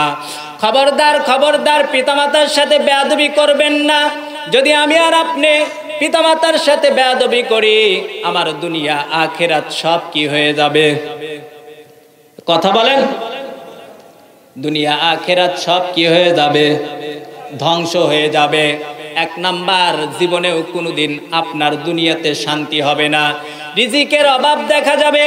আপনার ছেলে সন্তান জীবনেও আপনার সাথে ভালো ব্যবহার করবে না। আল্লাহর ইবাদত করবেন, এই ইবাদতের মধ্যেও আপনি মজা পাবেন না। অথচ আল্লাহর ইবাদতের মধ্যে শুধু মজাই আর মজা। যে সমস্ত মানুষগুলো ইমানদার, আল্লাহর ইবাদত করতে করতে ওলি হয়ে গেছে, আপনি যদি বলেন তাদেরকে, ভাই আপনি একদিন ইবাদত বন্ধ রাখেন, আপনাকে আমেরিকার প্রেসিডেন্ট বানায় দেব, ওই ব্যক্তি বলবে আমার আমেরিকার প্রেসিডেন্ট হওয়ার দরকার নাই, আমি আমার রবকে একদিন সিজদা দিব, এটাই আমার জন্য ভালো। কারণ আল্লাহ পাক রব্বুল আলামিনের যে যত বেশি ইবাদত করে, তার নৈকট্য আল্লাহর কাছে তত বেড়ে যায়। আল্লাহ পাক ওই বান্দাকে নিজের বন্ধু হিসেবে কবুল করেন। এই জন্য আল্লাহ কোরআনে কারিমের মধ্যে বলেছেন, আল্লাহু ওয়ালিয়ুল্লাযীনা আমানু ইখরিজুহুম মিনায-যুলুমাতি ইলান-নূর। আল্লাহ বলেন, যে সমস্ত ইমানদারগুলো ঈমান আনে, আর আমি রবের ইবাদত করতে থাকে, আমি আল্লাহ এই সমস্ত মানুষগুলোকে আমার বন্ধুরূপে কবুল করে নেই। আর এই সমস্ত মানুষগুলোকে আমি আল্লাহ অন্ধকার থেকে আলোর দিকে নিয়ে আসি। সুতরাং পিতামাতা জীবিত থাকা অবস্থায় পিতামাতার সাথে নাফরমানি করা যাবে না, পিতামাতাকে কষ্ট দেওয়া যাবে না, পিতামাতার সাথে খারাপ কোনো আচরণ করা যাবে না। পিতামাতার যদি ভরণ পোষণের খরচ লাগে আপনাকে দিতে হবে, বাসস্থান লাগলে বাসস্থানের ব্যবস্থা করতে হবে, তার চিকিৎসার জন্য টাকা লাগলে টাকা আপনাকে দিতে হবে, তার যদি শারীরিক কোনো খেদমত দরকার হয় সেটাও আপনার করতে হবে। এখানে পিতামাতা ছাড়া আছেন কে কে যে হুজুর আমি কলা গাছ ফাইটটা দুনিয়ায় আইছি? হাত উঠান তো, হাত উঠান যে হুজুর আমি পিতামাতা ছাড়া এমনি কলা গাছ ফাইটটা বাইরে হয়েছি। আছেন কেউ? হ্যাঁ, কেউ নাই। তাহলে আপনার মা আপনাকে কতদিন গর্ভে রেখেছে? 10 মাস না, 9 মাস 10 দিন। এই জন্যই আল্লাহ পাক মায়ের মর্যাদার কথা, পিতার মর্যাদার কথা দুইটা একসাথে বলছেন, কিন্তু আল্লাহ রাসূল হাদিসে এই দৃষ্টিকোণ থেকে পিতার উপরে মায়ের মর্যাদাকে 3 গুণ বাড়াইছেন। এই দেখেন আল্লাহ পাক রব্বুল আলামিন আয়াতে বলেন ওয়াসাইনাল ইনসানা বিওয়ালিদাই, আল্লাহ বলেছেন আমি মানুষকে তার পিতামাতার সাথে সৎ আচরণের নির্দেশ দিয়েছি। কেন দিয়েছি?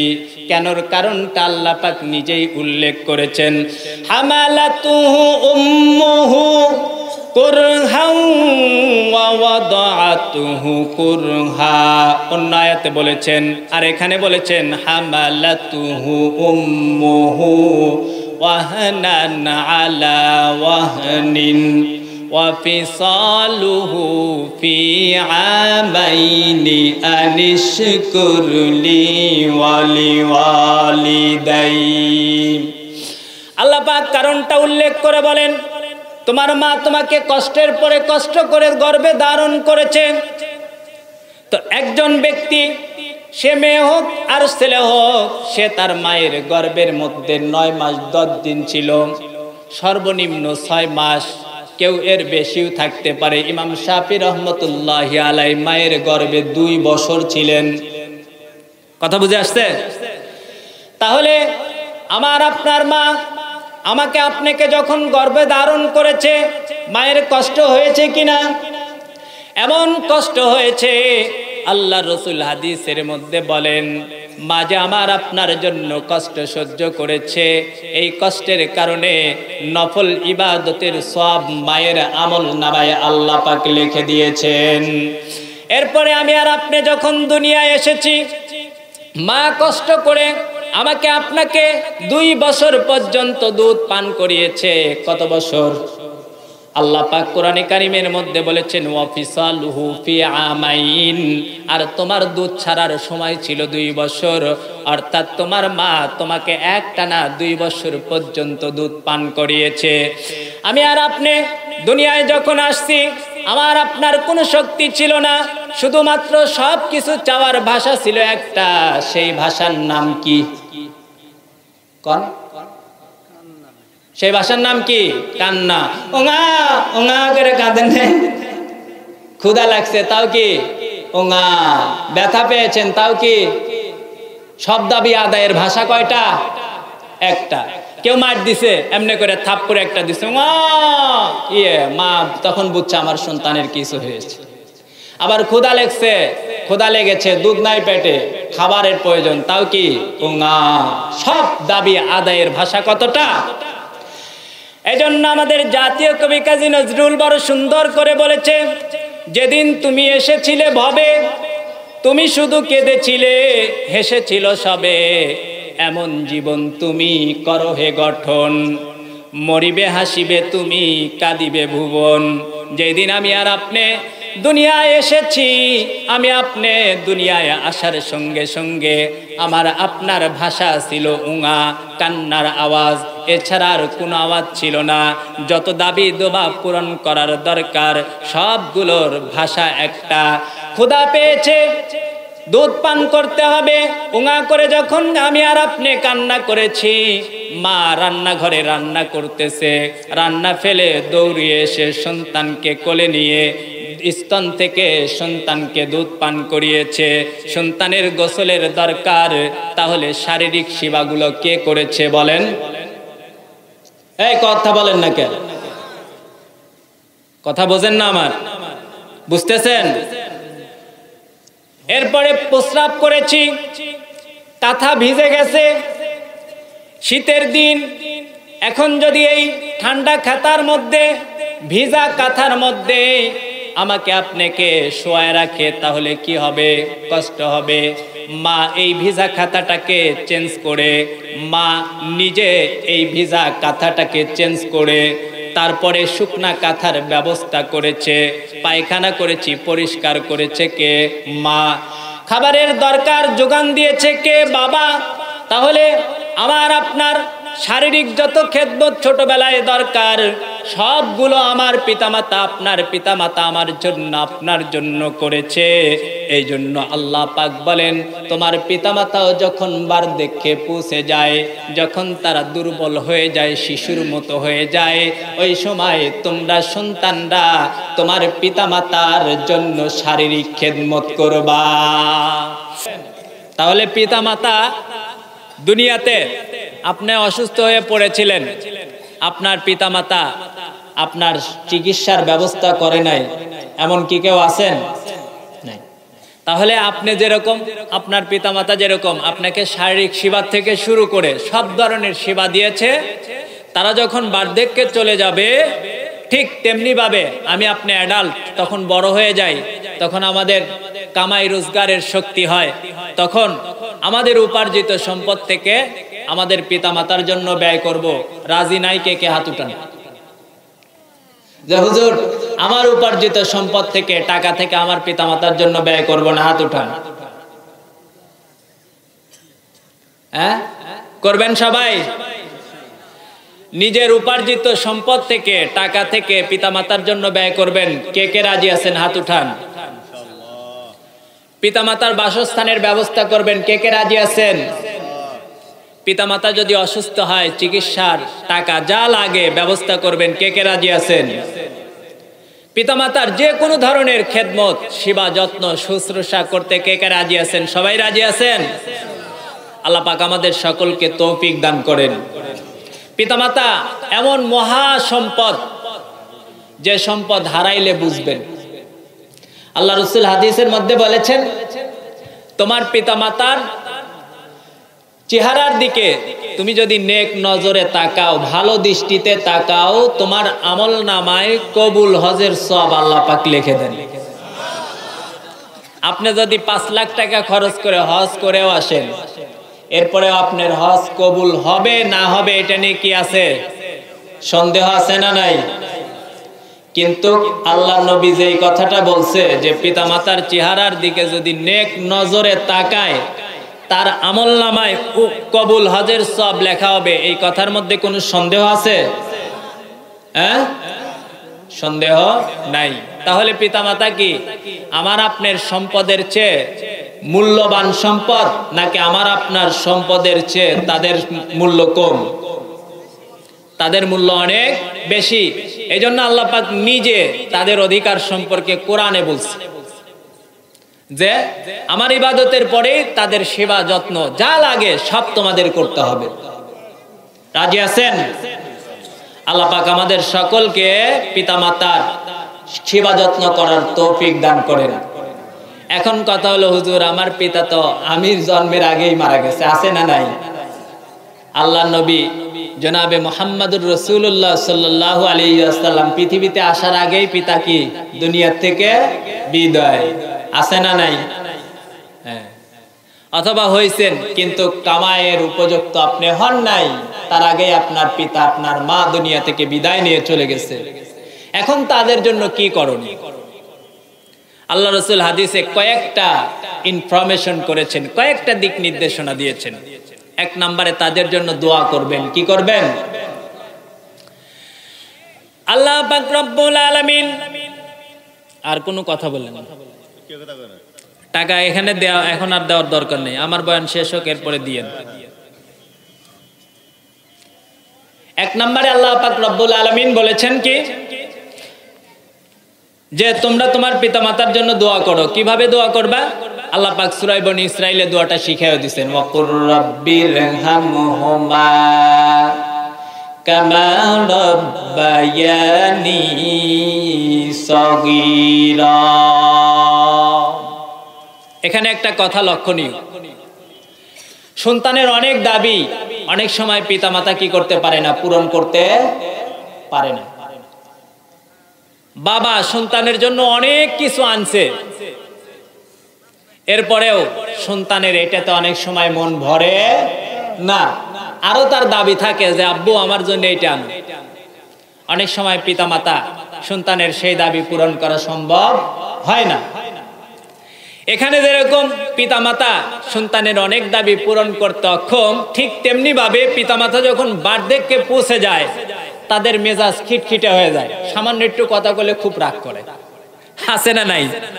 ভুল করতেছে, সন্তানরা বলতেছে আব্বু এটা এইভাবে না এইভাবে করেন, তারপরে অনেক সময় রাগ করে। আবার অনেক সময় পিতামাতা ওই সময় সন্তানদের কাছে অনেক এমন দাবি করে যে দাবি সন্তানদের পক্ষে পুরা করা সম্ভব হয় না। এই ক্ষেত্রে আপনি কি করবেন? যে আপনার পিতামাতার দাবি আপনি পূরণ করতে পারতেছেন না, এই ক্ষেত্রে আপনি কি করবেন? এই ক্ষেত্রে আপনি আল্লাহর কাছে দোয়া করবেন। কি বলে দোয়া করবেন? আল্লাহ আমার পিতার যেই দাবি আছে আল্লাহ আমি পূরণ করতে অক্ষম, আপনি পূরণ করে দেন। আল্লাহ পাক পারেন কি পারেন না?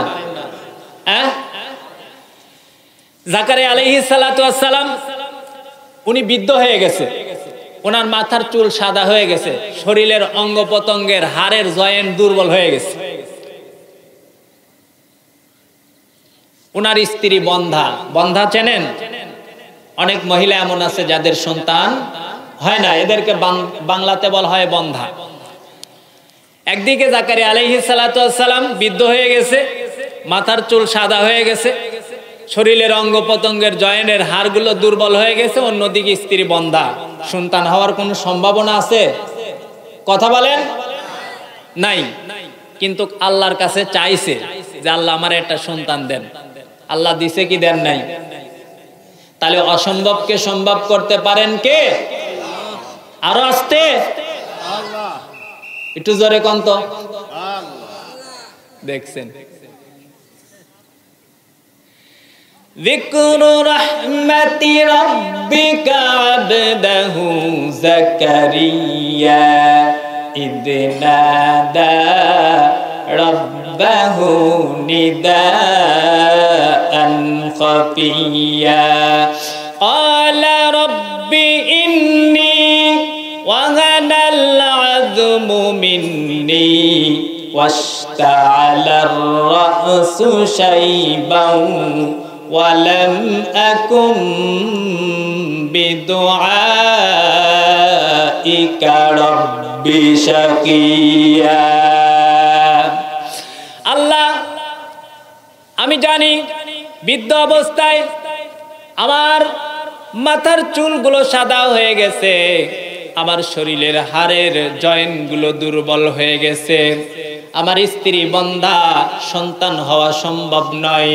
কিন্তু যেহেতু তুমি অসম্ভবকে সম্ভব করতে পারো, এই জন্যই আমি তোমার নিকটে আবদার জানাই, তোমার নিকটে আবেদন জানাই, আমাকে আপনি একটি সন্তান দান করেন। জাকারিয়া আলাইহিস সালাম জানেন সন্তান হওয়া সম্ভব নয়, কিন্তু যেহেতু আল্লাহ পাক রব্বুল আলামিন অসম্ভবকে সম্ভব করতে পারেন, এই জন্য উনি রবের দরবারে আল্লাহর কাছে সন্তান চাইলেন।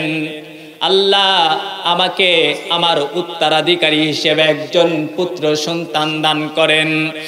আল্লাহ পাক রব্বুল আলামিন জাকারিয়া আলাইহিস সালাতু ওয়াস সালামের এই প্রার্থনাকে কবুল করলেন। আর তিনি তাকে একটি সন্তানের সুসংবাদ দিলেন। আল্লাহ পাক রব্বুল আলামিন বললেন, জাকারিয়া তুমি ভয় পেও না, তোমার পরে তোমার এই নবুয়তের দায়িত্ব কে পালন করবে এই নিয়ে তুমি টেনশন করতেছো।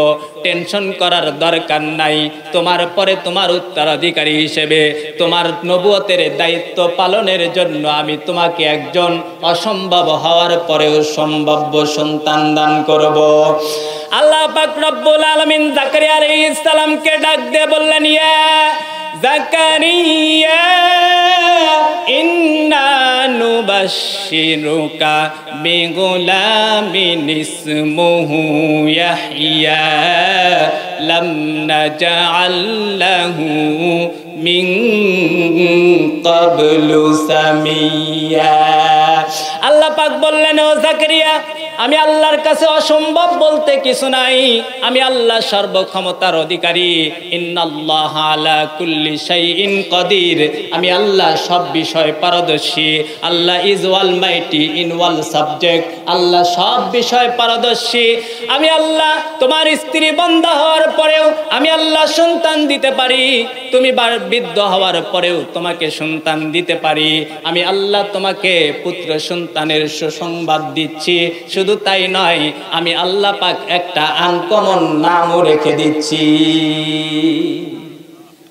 দেখেন না আমাদের সমাজে, হুজুর আমার একটা ছেলে হয়েছে, একটা নাম রেখে দিয়েন তো। হুজুর কা ইব্রাহিম রাখেন, হুজুর এটা তো ওল্ড মডেলের না, আনকমন না আনকমন, বোঝেন তো। ফহিনীর বলা বড় লোক হয়েছে, ভাতরে অন্য কয়, কথা বোঝেন নি? আরে নবীর নাম ইব্রাহিম নাম ওনার পছন্দ হয় না। আবু বকর সিদ্দিক হুজুর এটা তো আরো ওল্ড মডেলের না। আল্লাহ পাক বলতেছে অল নাই, আনকমন একটা নাম রেখে দিলাম, নিউ নতুন একটা নাম রাখলাম, লাম নাজআল লাহু মিন ক্বাবলু সামিয়া, ইতিপূর্বে এই নাম কেউ শোনেও নাই। তাহলে জাকারিয়া আলাইহিস সালাতু ওয়াস সালামকে অসম্ভব করে যেরকম আল্লাহ সন্তান দিয়েছে, আমার আপনার পিতামাতা যদি আমার আপনার কাছে অসম্ভব কোনো দাবি করে, আর সেই দোয়াটা যদি আমি আল্লাহর কাছে করে দেই, আপনি আল্লাহর কাছে করে দেন, আল্লাহ আমার পিতামাতার দাবি আমি পূরণ করতে পারতেছি না, দয়া করে আপনি আমার পিতামাতার দাবি পূরণ করে দেন। আল্লাহ পূরণ করতে পারেন কিনা? এজন্য পিতামাতার কোনো দাবি যদি পূরণ না করতে পারেন, আল্লাহর কাছে দোয়া করবেন, আল্লাহ পাক পূরণ করে দিবেন। আর তারা দুনিয়ার থেকে যাওয়ার পরে আল্লাহর কাছে দোয়া করবেন, আল্লাহ তাদের জীবনের গুনাহগুলো মাফ করে দাও, তাদের গায়ে জান্নাতের পোশাক পরায়া দাও, কবরে জান্নাতের বিছানা বিছায়া দাও, আর কবরটাকে জান্নাতুল ফিরদাউসের বাগানে পরিণত করে দাও।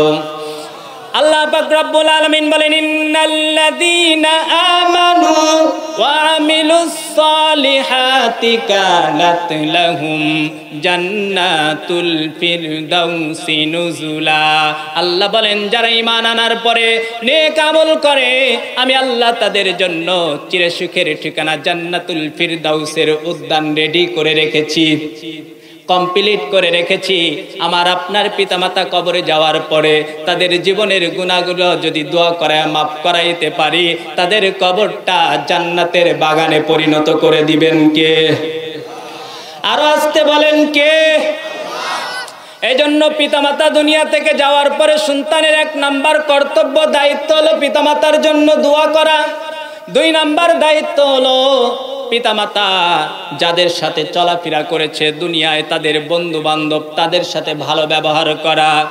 আল্লাহর নবী জনাবে মুহাম্মদুর রাসূলুল্লাহ সাল্লাল্লাহু আলাইহি ওয়াসাল্লামের প্রথম স্ত্রী হযরতে খাদিজাতুল কুবরা রাদিয়াল্লাহু তাআলা আনহা যখন দুনিয়া থেকে বিদায় নিয়ে চলে গেছে, আল্লাহর নবী খাদিজাতুল কুবরা রাদিয়াল্লাহু তাআলা আনহার বান্ধবীর নিকটে উপঢৌকন পাঠাইছেন, প্রেজেন্টেশন পাঠায়া দিতেন। দেখছেন কি ভালো ব্যবহার করতেন।